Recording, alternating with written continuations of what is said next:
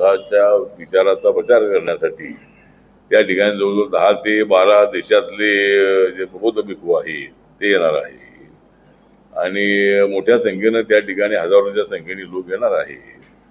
त्या परिषदेला अनेक पाहुण्यांना बोलवण्यात आलेलं आहे. तर ती धम्मपरिषद जी आहे ही विश्व शांतीसाठी ही धम्मपरिषद आहे आणि ती धम्मपरिषद सुद्धा आम्ही आयोजित केलेली आहे.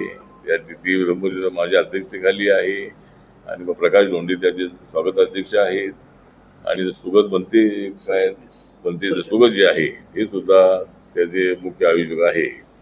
अशा पद्धतीनं हा कार्यक्रम ठेवण्यात आलेला आहे. सुरेश धस यांनी ज्या धनंजय मुंडेंवर ज्या पद्धतीला सुरुवातीपासून टीका केली, मात्र 2 दिवसांपूर्वी त्यांनी आजारपणाचं कारण सांगत धनंजय मुंडे यांची भेट घेतली. त्या भेटून आता टीका होते. तुम्हाला काय वाटतं, भेट घेणं योग्य होतं का? मला असं वाटतं की धनंजय मुंडेंची भेट घेण्याची आवश्यकता